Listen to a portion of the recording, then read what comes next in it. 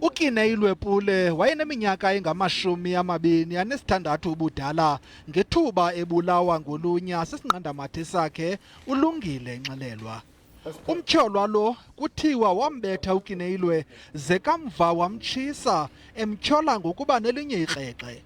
Zange aphelele apho ke wahlasela nomnye umntu nobelingqina lale nkundla kamva yaye kuthiwa wamhlaba esifubeni.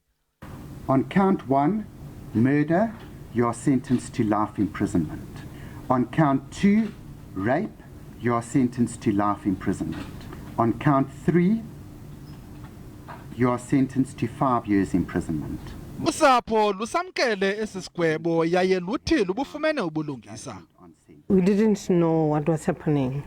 Now that we know what happened with Keneilwe, why he was killed, she was killed, and then with what she was killed.